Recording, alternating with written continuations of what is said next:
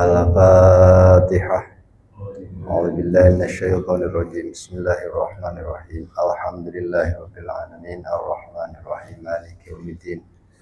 Iyyaka na'budu wa iyyaka nasta'in. Ihdinas siratal mustaqim.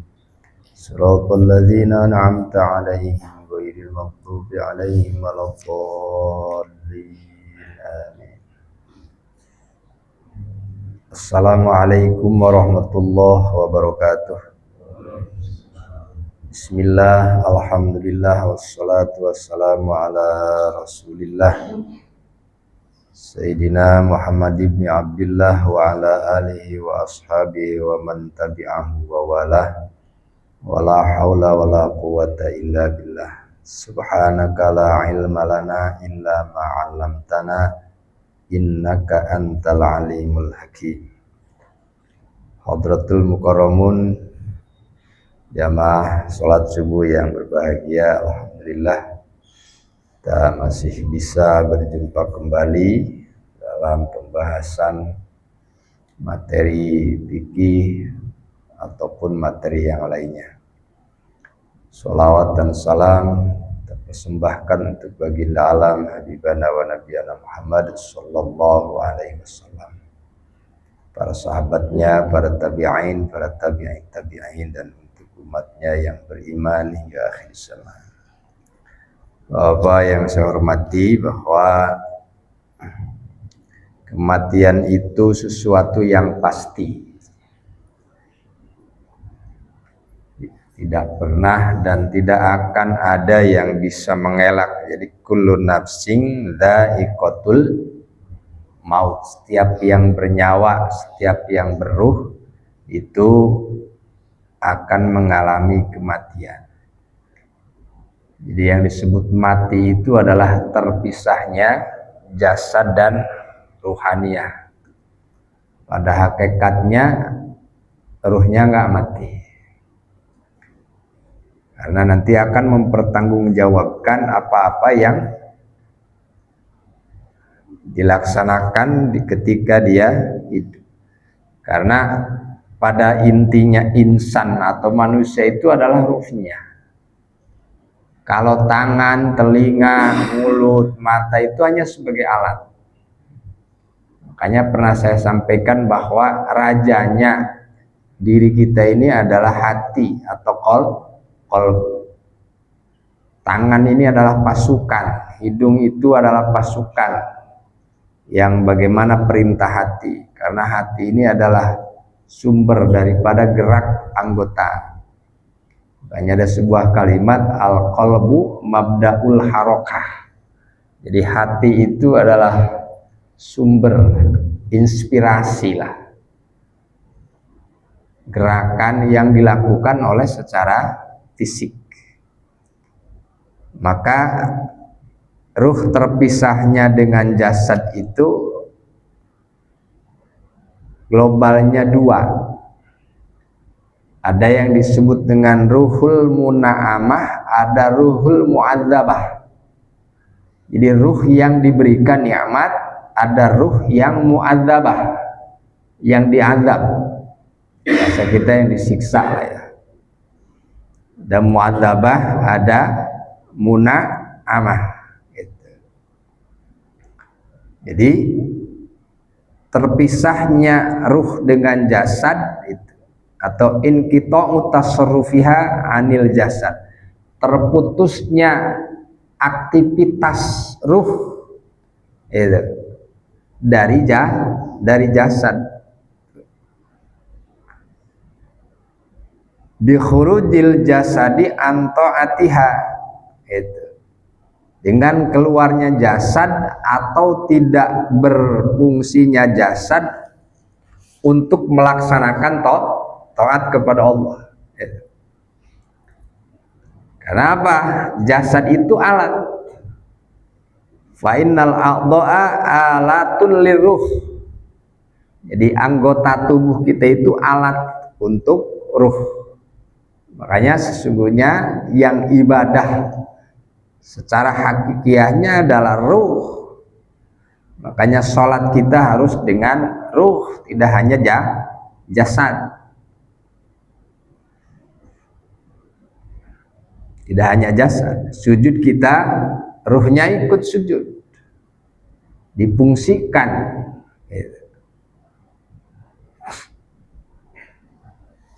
Kemudian suka ada pertanyaan, kalau orang meninggal itu ruhnya kemana? Kan suka ada yang gitu. Ruhnya kemana? Tergantung. Jadi diriwayatkan dari Malik bin Anas, anna arwahal mu'minin mursalatun tadhabu haitsu sya'at. Tergantung arwahnya, Pak. Tergantung ruhnya. Kalau ruhnya diisi secara fisiknya ketika hidupnya dengan sesuatu yang tidak bagus, ya nanti masuknya kepada kelompok ruhul mu'adzabah. Lagi sebelum terpisahnya ruh dengan jasad, dia selalu mementingkan dan memprioritaskan kepentingan fisik. Kalau kira-kira orang tukang nyekek botol terus, kira-kira nih ruhnya kemana itu nanti? Ya kan itu yang nanti kan bermasalah. Ketika apa yang dilakukan oleh jasad gitu, sesuatu yang bertentangan dengan kaidah-kaidah, dengan norma-norma agama, berarti yang menanggung konsekuensinya nanti siapa? Ya ruh. Karena yang diadab, yang mu'adzabah itu nanti di alam barzakh atau di kubur kita, Pak. Itu apanya, Pak? Ruhnya. Ruhnya. Jadi kalau arwahul mukminin gitu, gimana? Ya makanya orang meninggal itu tergantung kebiasaan. Kalau orang meninggal, kalau orang kebiasaannya demennya karaoke umpamanya, ya Pak Ji, karaokean dulu umpamanya, bisa jadi nanti meninggalnya ketika karaoke. Artinya tidak di dalam kebaikan. Jadi anna arwahal mu'minina mursalatun tadhabu haitsu sya'at. Nah, sesungguhnya arwahnya orang-orang mukmin mursalatun. Mursalatun itu dipencarkan. Berarti kan ada kebebasan. Tidak mu'adzabah, tidak terpenjara. Tidak terpenjara. Tadhabu haitsu sya'at. Dia akan pergi kapanpun dia suka.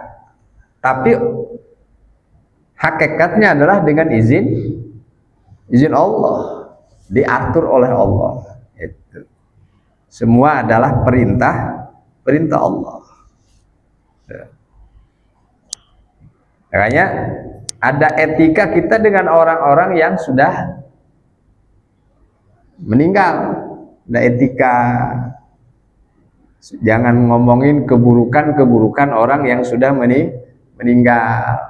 Terdengar oleh keluarganya, ahli warisnya, berarti nanti tersakiti gitu.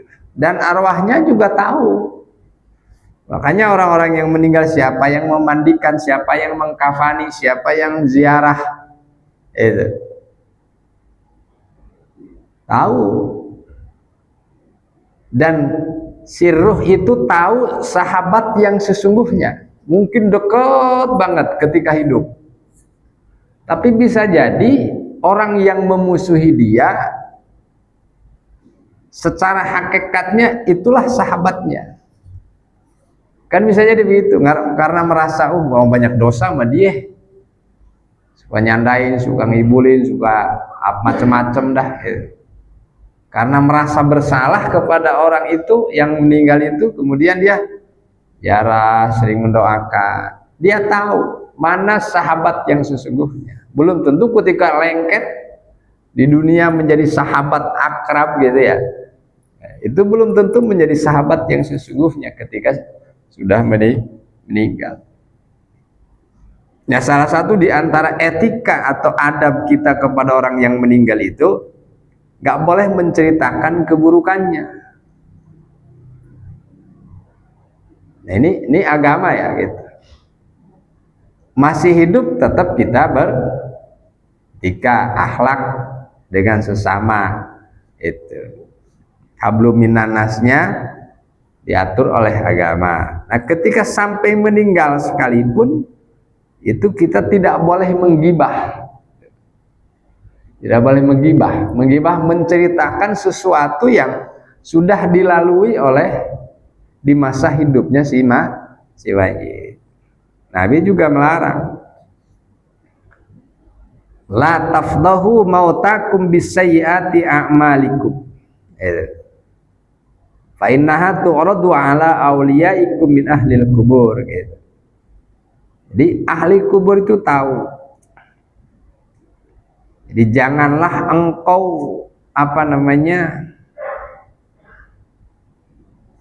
menceritakan gitu, mengungkapkan orang-orang yang meninggal di antara bisayyiati a'malikum gitu. Dan keburukannya itu dijaga. Itu adab orang yang hidup kepada orang yang telah meninggal. Meninggal itu bahasa kita. Karena tadi hakikat manusia itu adalah ruhaniyahnya.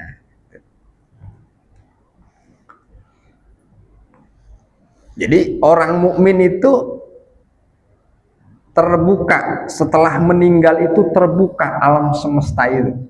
Kalau kita kan masih di dunia masih ada bisa terhalang ya Pak, masih terhalang, ada hijab.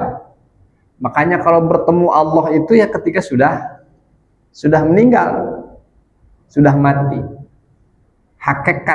Secara hakikat bisa bertemu dengan Allah itu ketika mati. Tapi ada dalam ilmu tasawuf, ingin berjumpa dengan Allah harus mematikan diri. Makanya kematian itu beda istilahnya. Ada mati idtirori, ada mati ikhtiari. Mati idtiror mah yang mati orang yang terpisahnya ruh dengan jasad. Ada mati ikhtiari, meninggal ikhtiari. Pernah saya sampaikan, mati ikhtiari itu diantaranya adalah ada mati merah, ada mati putih, ada mati hijau, ada mati hitam. Kalau mati abyad apa diantaranya? Untuk bisa berjumpa dengan Allah. Karena berjumpa dengan Allah itu hanya dengan kematian. Kematian di situ ada kematian idtiror, ada kematian ikhtiari. Artinya mematikan sifat basariah kita, sifat manusia kita. Sering marah, itu sifat manusia yang ada di dalam diri manusia. Padahal itu sifat hayawaniyah yang ada di dalam diri manusia. Terbuka. Makanya dunia ini sering dikatakan ad-dunya sijnul mukminin. Di dunia mah penjaranya orang-orang mukmin. Seolah-olah dunia ini penjaranya orang-orang mukmin. Sempit gitu. Makanya diberikannya ketajaman pandangan bagi orang yang sudah meninggal. Yang ziarah kan tahu. Pendengarannya juga tajam. Jadi apa yang dilakukan oleh ahli warisnya, entah itu kebaikan ataupun keburukan, si mayit tahu. Ada pertanyaan dari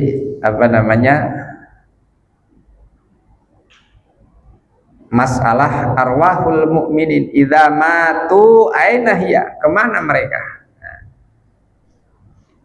Jadi arwah orang-orang mukmin ketika terpisah ruh dengan jasad itu fi dhillil arsy, jadi di bawah naungan aras.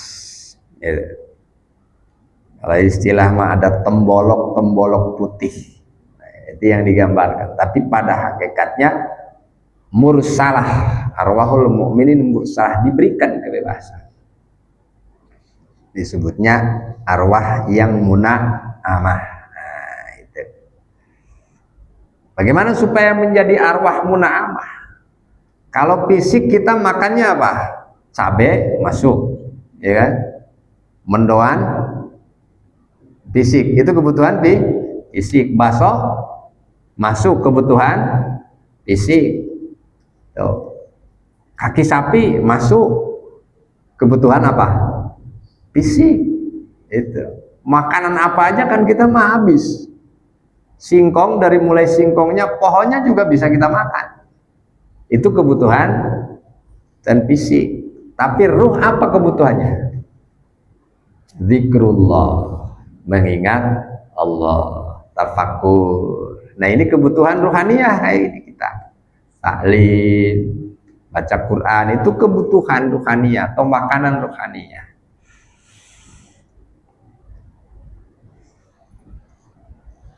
Di arwahul mukminin idza matau kemana? Ada bidilil arsy, bawah naungan aras. Makanya sering kita suka ada orang yang kesurupan ya Pak. Itu arwah yang muna'amah apa kagak itu? Tapi kesurupannya kadang-kadang yang masuknya, yang kesurupan nggak tahu itu benar apa kagak. Yang kesurupan kadang-kadang jurig yang masuknya kan itu. Yang masuknya kemudian orang yang ketabrak ruhnya gitu. Apakah itu mursalah? Pada hakikatnya ruh yang mursalah ataupun mu'adzabah itu tergantung perintah Allah. Itu aja. Ada yang ahli kesurupan dari buaya dari Cisadane, bisa jadi. Juga ada yang begitu-begitu. Itu fenomena. Wa arwahul kafirina fil ardi sabi'ah, mu'adzabah. Jadi arwahul kafiri itu fi ardi sabi'ah, di lapisan bumi yang ketujuh paling bawah. Wallahu a'lam bis-shawab. Itu semua urusan Allah. Cuma itu digambarkan oleh para ulama seperti itu. Kita tinggal memilih mau menjadi arwah muna'amah atau arwah mu'adzabah. Jadi kematian itu suka disebutnya kiamat sugro. Kiamat sugro. Kalau longsor, banjir gitu, mobil meletus bannya di jalan itu mah bukan kiamat, musibah biasa. Kalau kiamat, ada kiamat kubro, ada kiamat sugro. Kiamat kubro mah nanti hancurnya alam dengan ciri-ciri yang sudah banyak sebenarnya. Ciri kiamat sudah dekat itu Dajjal, jelas nanti. Kemudian wanita menyerupai laki-laki, laki-laki menyerupai wanita. Udah banyak belum Pak ciri kiamat? Udah banyak. Berlomba-lomba di dalam bangunan rumah, berlomba-lomba tinggi-tinggian. Oh, sekarang udah. Itu mah ciri-ciri biasa, ciri-ciri kiamat. Itu kiamat kubro. Al mautu al kiamatu. Jadi kematian itu kiamat. Cuma kiamatnya kiamat sugro, kiamat kecil. Kiamat kecil. Hanya bagi keluarga itulah disebut kiamat. Oh, lagi kiamat mau di sono. Tapi jangan ngomong begitu Pak, kalau lagi takziah lagi ke tempat yang kiamat juga jangan. Jangan bilang begitu. Pokoknya kita takziah aja gitu. Kiamat. Istilahnya gitu. Maka faman mata faqad qamat qiyamatuhu. Barang siapa yang meninggal maka telah berdiri kiamatnya. Kiamat sugro. Kalau di kampung makan bahasa kan kadang aneh-aneh. Wah, kiamat ini mah. Ada kalau di sawah lagi nengok padi yang sudah mulai menguning kan suka ada burung emprit banyak ya Pak. Waduh, burung banyak banget, kiamat ini mah. Padahal bukan itu kiamat. Jadi istilah-istilah dialektika, lugawi biasa itu. Maka kata Nabi, idza mata ahadukum ridha alaihi maq'aduhu gudwatan wa asiyatan in kana min ahlil jannati faminal jannah wa in kana min ahlin nar faminan nar. Jadi orang yang meninggal itu belum kalau adab kubur beda lagi ya Pak. Ada nanti di akhirat singgasananya punya, entah singgasana di neraka ataupun di surga gitu. Kalau di neraka itu pantas enggak kalau kita nyebutin singgasana? Enak nggak ngomong singgasana tapi di api gitu, di atas api. Jadi siapa idza mata ahadukum, ketika seseorang di antaramu meninggal atau mati, itu disodorkan, ditunjukkan maq'aduhu gudwatan wasiatan di alam barzah. Untuk di akhiratnya perlihatkan maq'aduhu. Jadi tempat duduk maq'ad itu. Katakanlah singgasana. Sebab nanti semua punya singgasana di surga, Pak. Semua para nabi punya singgasana. Nanti di akhirat itu dalam salah satu kitab bahwa semua para nabi langsung sebelum sebelum masyarakat biasa, sebelum umatnya masuk surga, itu para nabi dan rasul sudah dikasih singgasana. Semua nabi yang lain langsung ke singgasana. Tapi hebatnya Rasulullah nggak mau. Cuma Rasulullah yang tidak menduduki singgasana itu. Kenapa tidak mau menduduki singgasana itu?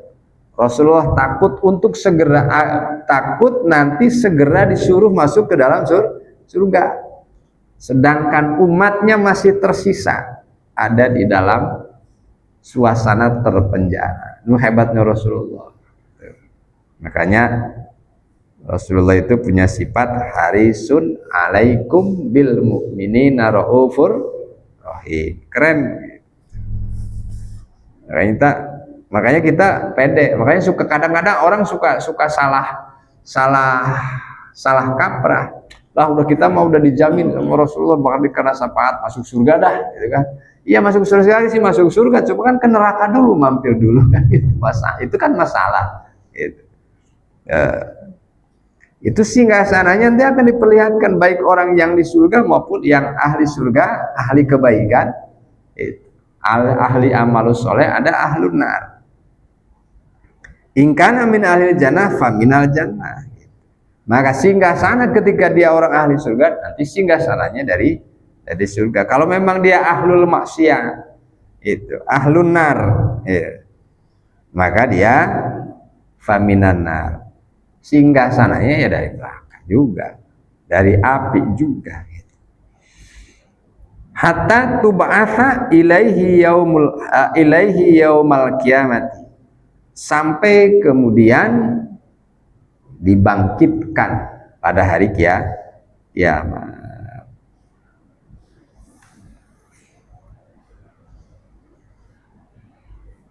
Jadi sehingga udah tahu nih nanti tempatnya. Nah, sedangkan ketika sudah ke alam barzah kan tidak ada kesempatan untuk taubat. Makanya kenapa bagi yang mukmin diurus, ada kifayah, disolatkan, didoakan, itu untuk menambah poin-poin kebaikan buat orang yang sudah meninggal. Makanya kan itu idza mata ibnu adama in qata'a amaluhu illa min salatin shadaqatin jariyatin. Sedekah jariyah, kebaikan yang mengalir. Sedekah bukan hanya harta, tenaga, pikiran, waktu, senyum, itu juga sedekah. Sama. Artinya idkhalus surur, menyenangkan hati orang lain itu termasuk sedekah. Itu. Kagak dikasih apa-apa bertamu, dikasih air putih doang, tapi dengan ungkapan bahasa dan senyuman yang tulus, keakraban, sikap persaudaraan yang indah diperlihatkan. Itu kan nyenengin hati, Pak. Contohlah kita kalau lagi belanja ke warung, belanja, dilayanin mah dilayanin, cuma orangnya kagak ada basa-basi, bener manyun aja, makasih Pak gitu doang. Kira-kira enak nggak? Itu nggak idkhalus surur. Makanya kenapa kita disunahkan ketika berjumpa dengan saudara sesama di jalan atau di mana gitu kan, disunahkan untuk bermusafahah. Kan hikmahnya banyak. Nah itu tadi, untuk saling menyenangkan. Makanya orang saling menyenangkan itu bisa menggugurkan dosa-dosa kecil. Orang selaman.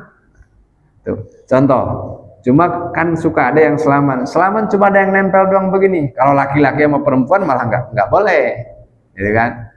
Laki-laki sama laki-laki sama mukmin itu selamanya kan kadang-kadang cuma begini doang, cuma nempel segini nih. Jadi ini mah kasarnya begini, dosa di sini nih, ke sini ada, berarti dosanya separuh hilangnya. Itu ibaratnya. Selaman itu yang enak. Gitu. Karena ada orang yang selaman juga, gitu dong, lagu bener itu selaman mana itu kira-kira. Walaisa yakhfa ma fi musyahadatil maq'adain min adzabin wa naimin fil hal. Jadi tidak asing lagi nanti tempat nanti di akhirat itu. Ketika orang meninggal semua diperlihatkan. Maka pandangannya itu orang yang sudah meninggal ya luar biasa. Memang Allah kasih seperti itu. Makanya sodakotin jariyatin itu yang akan menambah poin-poin kebaikan dan meringankan ketika memang ada beban di alam sana. Kemudian au ilmin yuntafa'u bih, atau ilmu yang bermanfaat, ilmu yang diamalkan. Pernah kita bahas, ilmu yang manfaat itu ilmu yang seperti apa? Bukan yang banyak jamaahnya, bukan hanya itu. Tapi jauh lebih penting masuk kepada kategori ilmu yang bermanfaat adalah ilmu yang membuat kita semakin takut kepada Allah. Kemudian ilmu yang membuat kita semakin rajin mengoreksi terhadap kekurangan, aib-aib diri kita sendiri, bukan mengoreksi aib orang lain. Nah itu ilmu madarat, itu mah punya ilmu tapi buat ngoreksi ilmu orang. Makanya dalam thariqah itu nggak boleh ketika beda thariqah, katakanlah ini thariqah Sadiliyah, ini Satariyah, ini saling menilai, nggak boleh, saling ngoreksi, nggak boleh ngoreksi murid orang lain. Ya istilahnya begini dah, guru SMP yang nggak boleh ngoreksi murid SD atau sekolah yang lain gitu. Kan nggak boleh, ada aturannya begitu. Itu ilmu yang manfaat, ilmu yang semakin kita dekat kepada Allah, itu manfaat. Ya kalau ilmu yang manfaat karena satu ciri harus banyak jamaahnya, punya santri, punya pesantren, ya kalau begitu mah repot. Kalau santri semua yang di pesantren pas keluar semua punya pesantren, wah itu penuh pesantren di Indonesia. Karena santri di pesantren kayak di Jawa Timur, Lirboyo, Ploso, ya itu kan ribuan itu. Jika mengeluarkan santri, mau wisuda santri dalam waktu 6 tahun, gitu. Pesantren mah minimal 6 tahun Pak, itu minimal. Kalau sekolah 5 tahun udah jadi sarjana S1. Tapi kalau santri 6 tahun berarti lebih dari sarjana, udah pasca sarjana dah. 7 tahun tuh mondok tuh baru minimal sebenarnya. Makanya orang yang di pesantren salafiyah, kalau di pesantren modern ya nggak tahu, sama-sama punya kelebihan dari Quran. Plus minusnya ada. Yang saya rasakan itu di pesantren Pak 3 tahun itu belum ngerti apa-apa. Baca kitab gundul masih ragu, belum tahu ini benar apa salah ini, masih begitu. Itu 3 tahun mondok baru bisa ngeliwet doang di pesantren. Kalau di pesantren dulu kan pesantren salafiyah, kalau saya dari salafiyah kemudian saya ikut ke modern juga gitu. Jadi dirasakan 1 tahun mondok itu pusing, kayak disebut ngerti yang nggak ngerti, disebut nggak ngerti yang ngerti, tapi nggak tahu ketika mau bertanya. Kalau orang yang ngerti itu kan biasanya bisa bertanya karena tahu persoalan. Orang yang nggak tahu persoalan itu disebut ngerti yang nggak ngerti, disebut nggak ngerti yang ngerti. Kayak apa ya, ngeblunder begitu. Au ilmin yuntafa'u awaladin solehin yad'ulah, atau anak yang soleh, punya anak yang cirinya anak yang soleh ya bukan hanya mendoakan tapi taat kepada aturan Allah. Kalau ngedoain mah soal gampang, tapi melakukan perintah Allah kan gitu.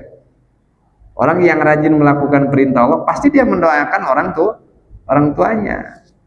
Kalau ngedoain mah gampang, ziarah gitu kan, walaupun tukang mabok anaknya, ya kan, ditinggal orang tua itu, tukang ngetrek, tukang apa, ngedoain mah bisa aja gitu. Sewaktu-waktu. Nah, bagi anak yang soleh penting gitu. Karena itu akan menambah poin-poin kebaikan yang akan menambah berat timbangan kebaikan ya Allah. Nah, ini ada orang-orang yang enggak. Makanya kenapa kita mensolatkan? Ya, ada yang disebut dengan kifayah. Nanti selanjutnya kita membahas tentang kematian yang dengan segala konsekuensi amaliyah yang dilakukan. Nah, kewajiban bagi kita yang hidup adalah yang 4 itu tadi. Ada memandikan, kemudian mengkafani, mensolatkan, dan menguburkan. Nah, mensolatkan, nah itu buat siapa pahalanya? Kalau bicara pahala, gitu. Ya buat kita. Makanya faidha qoma bihal ba'du walau wahidan sakotot anil baqi. Jadi orang yang melakukan kifayah gitu. Faidha qoma bihal ba'du, apabila melakukan terhadap kefarduan kifayah sebahagian orang, walau wahidan, walaupun cuma 1 orang, berarti jasanya gede nih orang ini. Nyolatin nggak ada warga, cuma ada 1 orang, sakotot anil baki, jadi gugur kewajiban dari yang tidak melakukan. Tapi maaf, kalau bicara pahala nggak dapat jatah. Kalau pahala mah buat yang melakukan. Ini ada 1 orang nih melakukan fardu kifayah. Nah, ini yang 4 orang ini tidak mendapatkan dosa dah. Dengan tidak melakukan fardu kifayah, dia nggak ada konsekuensi hukum. Udah gugur dah, bebas. Tetapi tidak juga mendapat kebaikan biasanya. Cuma gugur karena terwakili. Fala yukallafuna biha walakin yanfaridu bisawabiha man qama biha minhum. Nah itu. Tapi untuk masalah pahala itu milik orang yang melakukan kepada kefarduan kifayah. kifayah. Yang nggak melakukan mah cuma gugur doang, tapi mendapatkan pahala. Ini mah yang tahlilan ya dapat besek istilahnya gitu. Ini mah nggak ikut tahlilan, ya kagak dapat besek, kagak dikasih. Ya konsekuensi logisnya kan begitu. Orang yang melakukan berarti mendapat sesuatu, yang tidak melakukan berarti tidak mendapatkan sesuatu. Katakanlah tadi kifayah. Oh ini ikut mensolatkan, ini enggak mensolatkan, ini enggak dosa, enggak sholat jenazah, enggak, karena udah ada yang melakukan. Terus kan di kampung masuk ada duit sholawat Pak. Kalau habis sholat suka dimasuk-masukin ke kantong begini. Enggak ngikut sholat jenazah, giliran pembagian uang sholawat, kalau di kampung disebutnya uang sholawat Pak. Itu. Dia maju pengen dapat itu, ya kan kebangetan kalau begitu. Sholat nyolat jenazah kagak, tapi pengen dapat amplop lah bahasa di kampung kan suka ada begitu. Kita sholat jenazah, ya niatnya bisa niat seperti imam, itu. Atau juga bisa kita niat alaman sholla alaihil imam, dan nanti niatnya di rukun-rukun sholat jenazahnya nanti. Jadi ada kaifiah sholat jenazah. Ada rukun, gitu kan? Ada syarat, ada sunnahnya, ada istilah sunnah, ada istilah mandub, gitu.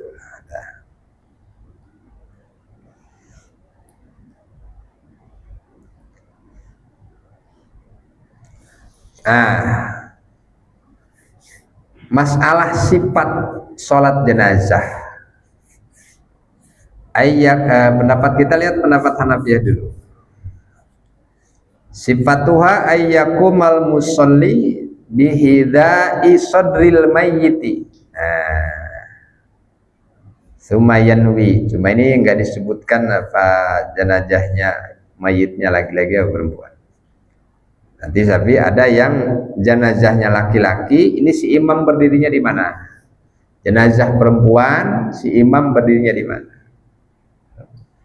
Beda-beda. Madhab Hanafiyah ayyakumal musolli, yang sholat nih, bukan imam ini mah, yang sholat. Bisa jadi dia sholatnya sendiri. Apakah bisa sholat sendiri? Ya bisa. Nah ketika ada berjamaah atau ada imam, nanti si posisi imam di mana? Itu bihidai sadril mayyiti, di dada mayit.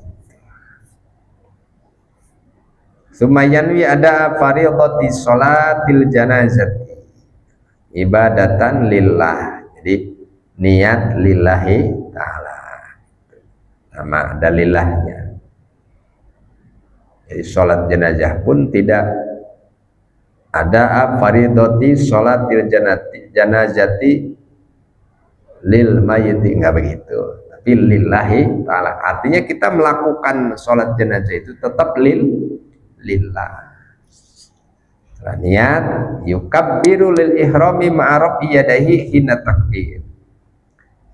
Nah itu mah kita udah paham, udah bisalah praktek-prakteknya, bacaannya dan sebagainya. Takbir yang pertama membaca Fatihah.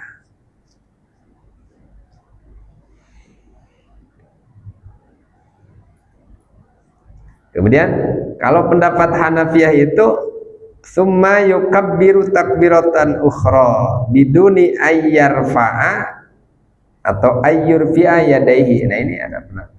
Makanya ada sholat jenazah yang takbirnya, bukan takbiratul. Kalau takbiratul ihram itu mengangkat tangan. Tapi ada pendapat salah satu madhab yang sholat jenazah di takbir yang keduanya, gitu kan, tanpa mengangkat tangan. Pak Haji suka lihat kalau orang yang ketika di Mekah, Pak Haji ya Allahu Akbar, kan ada enggak ini, enggak disimpan di sini. Nah, Hanafiyah boleh. Berarti ketika kita melihat orang yang sholatnya sholat jenazah nih, Allahu Akbar, Terus tangannya begini aja. Ketika yang lain Allahu Akbar, Allahu Akbar, tapi dia ngangkat tangan, berarti dia madzhab Hanafi. Udah gitu aja, nggak usah protes. Wah, aliran baru ini, nggak bisa begitu. Ya, aliran baru nih. Ya, takbir yang kedua baca sholawat, ya kan? Baca sholawat. Takbir yang ketiga juga Hanafiyah biduni raf'i yadayhi aidan, tanpa mengangkat tangan lagi di madzhab Hanafi. Sumayat ulil mayyiti wal jamil muslim, kemudian berdoa untuk mayit wal ahsan ayyakuna bidu'ai as-salim. Kemudian yang mana doanya? Allahumma fillahu kalau jenazahnya laki-laki, Allahumma fillaha perempuan. Kemudian takbir yang keempat biduni raf'i yadayhi aidan. Nah, sampai dari takbir yang kedua sampai keempat itu mazhab Hanafi mah nggak pakai mengangkat tangan. Tapi rata-rata itu mau organisasi apapun, NU, Muhammadiyah, yang biasa kunut, yang nggak kunut juga tetap kalau sholat jenazah mah sama. Takbirnya mengangkat tangan, doanya ya ada yang beda. Tsumma yusallimu taslimatain. Ya, udah takbir keempat, salam dengan kedua salam. Yang kedua ya, yang salah satu di antara keduanya ya jelas salam ke sebelah kanan. Nah, Hanafiyah mah salam yang ke sebelah kanan itu wayan wibihas salam alaman ala yamini. Jadi diniatkan salam kepada siapa yang ada di sampingnya. Kalau yang ke kiri ya yang di kirinya. Walayan wi assalam alal mayyit fi taslimataini. Jadi bukan salam kepada mayit. Nah, pernah kita sampaikan ketika kita sholat fardu, sholat 5 waktu, salam yang ke kanan kita, niat salamnya ke siapa? Dulu kita jelasin, ya. Untuk mukminin dan para malaikat, sama ke kiri juga. Itu dalam masalah salam.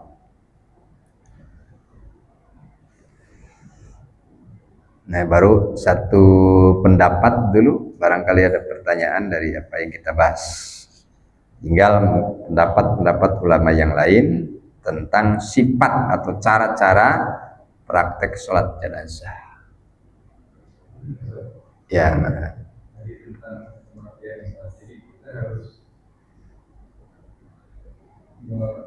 Mensikapi atau kematian itu dengan bagaimana baru-baru ini ada testimoni dari akhir masjid atau di Jogja itu sebenarnya yang direkam pada saat akhirnya bahwa dia menyatakan kematian itu tidak terbukti, tapi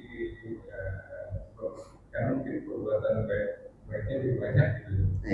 Setelah ini juga waktu dia seakan-akan sudah menuju kematiannya, murid-muridnya sedih, bagaimana sedih pada saya menerapkan edukasi dan sebagainya. Jadi kita tuh bagaimana menghadapi ya, orang kan ketika mau menuju ke tempat sesuatu, artinya kematian ini kan mau menuju tempat yang berbeda atau menuju sesuatu. Maka ketika kematian itu datang bagi orang yang beriman dan sudah hakul yakin bahwa ada rasa cinta, orang udah pede lah, udah optimis lah dengan keimanan dan keyakinan. Memang kematian itu bukan sesuatu yang harus ditakuti. Makanya Nabi mengatakan, ketika ada yang bertanya tentang kiamat, apakah kamu sudah siap? Gitu kan, untuk menghadapi hari kiamat. Artinya yang paling penting adalah bagaimana mempersiapkan amal kebaikan. Tidak perlu dikhawatirkan, mati pasti akan datang, ajal pasti akan datang dan berakhir kehidupan kita di dunia, yang kemudian nanti di akhirat akan menerima segala konsekuensinya. Jadi kalau kita sudah tumbuh ketauhidan, makanya membangun diri bagaimana kita sudah optimis ketika kita mau meninggal itu di usia tua itu sudah optimis, sudah siap dah perasaan, dan saya yakin bersuhudon kepada Allah. Dan kita sendiri yang mampu merasakan itu berarti. Bahkan sampai kita ada rasa rindu untuk mati. Kita belum jauh banget kita ke rasa rindu pengen meninggal. Kalau para kekasih-kekasih Allah dengan kehidupan dunia ini sudah nggak pada betah, makanya sudah pada pengen pulang.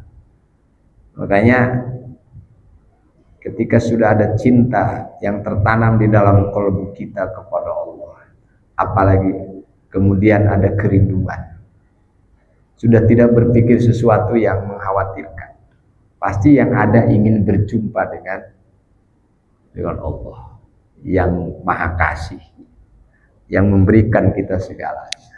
Jadi bukan sesuatu yang ditakuti. Memang jangan ditakuti, karena itu pasti.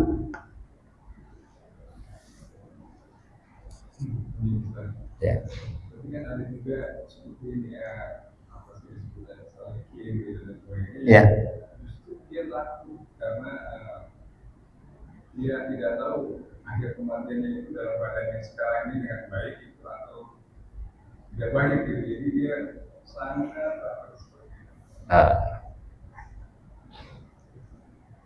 Bagi orang yang seperti itu punya rasa takut karena masih ada sebuah keraguan, berarti belum tahu jalan pulang. Makanya guru saya mengajarkan ini, kita ini harus tahu jalan pulang,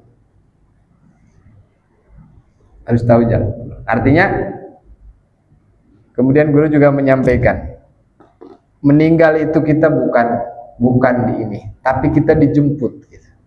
Kan kita pengennya begitu, ada tawaran, kamu mau meninggal belum nih, belum selesai tugas gitu. Pengennya kan begitu. Semuanya tergantung amal, tergantung iman dan keyakinan kita. Dan rasa itu nanti akan dirasakan sendiri ketika kita siap atau belum, itu kita yang merasakan. Kita yang merasakan. Ada sebuah keyakinan. Cirinya diantaranya adalah ada cinta dan kerinduan. Tapi memang macam-macam sih para ulama. Ketika ada seseorang ulama, ya waliullah, ditanya, apakah engkau merindukan kepada Allah? Aku enggak rindu kepada Allah. Jawabannya begitu. Kenapa? Bagaimana aku rindu kepada Allah? Allah selalu bersama aku.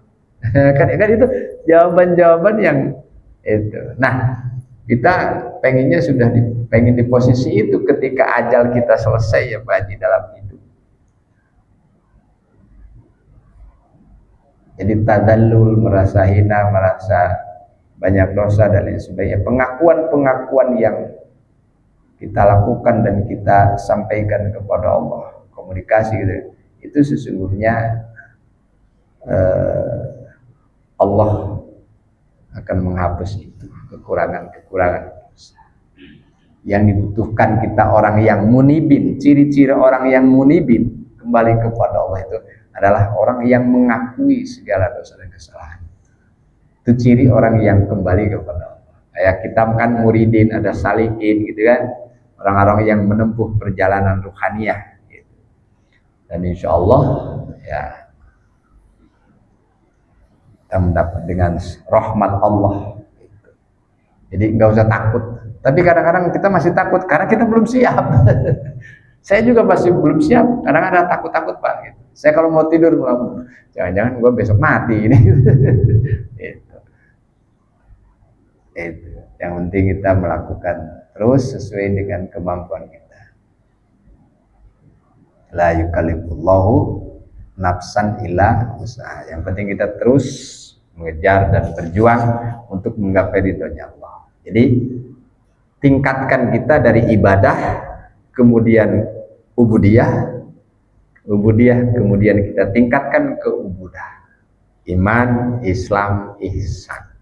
Jadi beribadah kepada Allah seakan-akan engkau melihat Allah, karena kita nggak bisa melihat, yakin Allah, punya keyakinan bahwa Allah selalu melihat kita. Makanya sering kita sampaikan bahwa ketika kita mau sholat, Allahu syahidi, Allahu hadiri, Allahu mutliun alayya. Itu udah ungkapan yang membangun keyakinan dalam qalb kita. Bila perlu dibaca terus Allahu syahidi, Allahu hadiri.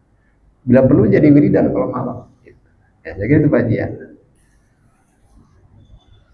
Ada lagi? Siap. Ya, baik. Ya. Oh iya.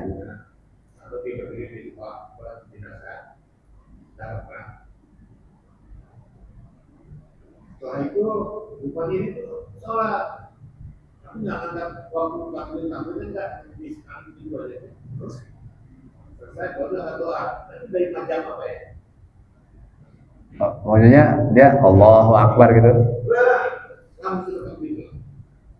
Kira-kira dia ngapain gitu Pak? Tapi itu harus sholat jenazahnya gitu. Tapi macam apa? Tapi jenazahnya udah dimandikan belum? Nah, belum. Yang gak sah itu. Iya, itu tadi ya. Orang takziah begini doang gitu. Iya, dia tadi ya. Apa sholat jenazah?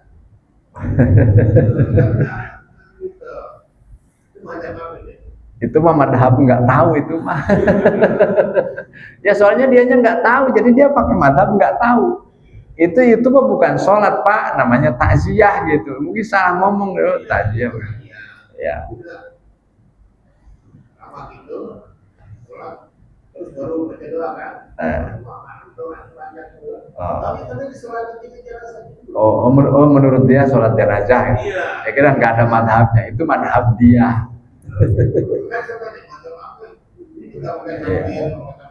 Itu madhab dia itu. Orang itu orang bukan sembarangan gitu.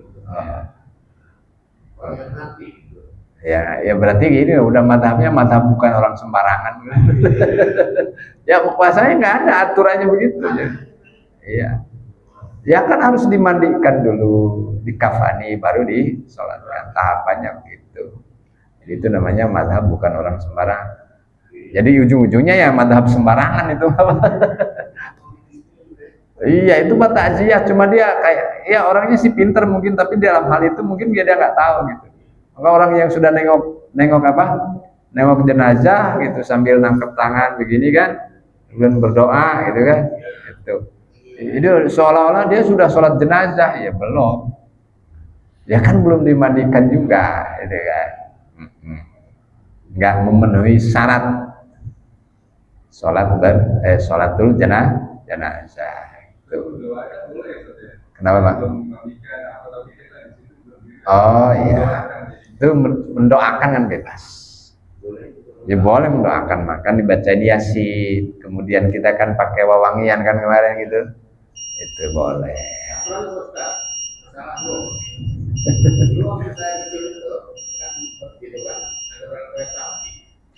Jadi kalau orang ketabrak, itu darahnya suka di bagian apa?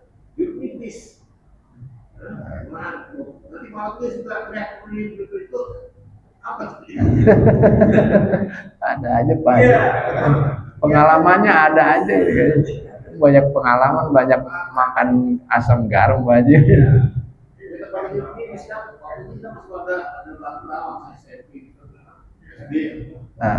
Diupitis itu terus mesin gitu kan. Nanti malam teriak-teriak gitu. Apanya yang teriak-teriak lagi?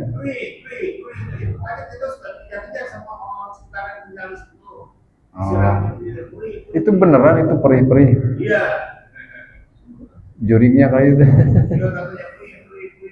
Oh makanya ada perih itu gara-gara itu kali. Ya ada perihnya itu gara-gara itu kali orang yang ketabrak itu kan. Jadi ya sebenarnya biar nggak amis sebenarnya kali ya gitu. Saya nggak tahu itu ya begitu. Yang pasti kan darah ya disimpan, dikubur gitu kan, tetap darah. Mau dikasih jeruk nipis ya, Pak. Kalau kasih jeruk nipis mah soto. Soto ayam baru kasih jeruk nipis, siapa aja ya? Ya, yang nggak tahu itu mah. Itu mungkin adat sebuah kampung dulu, karena mungkin dianggap sesuatu yang gimana lah gitu kan, punya nilai mistisnya gitu, ada kali gitu, makanya digituin. Ya sama kayak orang nabrak kucing, gimana sih? Kayak ada hal-hal yang berkaitan dengan mistisnya kan gitu. Tapi saya nggak pernah ngelihat itu Pak Haji. Pak Haji dapat aja pengalaman begitu. Ya berarti ya, itu zaman kecil apa udah? Oh zaman kecil. Tapi sekarang udah nggak ada, karena memang udah jarang. Iya. Oh ya, itu. Nggak tahu lah niatnya, itu kan orang-orang yang punya adat kebiasaan dan niat yang mungkin nggak tahu. Yang pasti niat baik lah gitu. Tapi ya saya belum dapat gitu, ketika ada darah yang tercecer harus kasih jeruk nipis. Yang kasih tahu yang dikasih jeruk nipis, jeruk limo ya.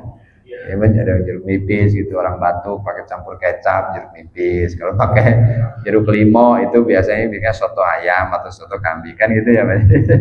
Ya udah itu aja. Udah nit, kita udah cukup. Mohon maaf kekurangannya, dan kita bisa selalu mengingat kekurangan diri kita, karena kekurangan diri kita harus kita matikan agar kita sampai kepada kematian yang ikhtiari. Kematian yang intirori pasti itu akan kita dapatkan, tapi bagaimana kita menghadapi kematian intirori, kita harus mati ikhtiari dulu. Mati merah, mati putih, mati hitam. Itu apa? Untuk menghidupkan hati itu harus kita. Saya kira itu. Maaf. Assalamualaikum warahmatullahi wabarakatuh. Sallallahu ala Muhammad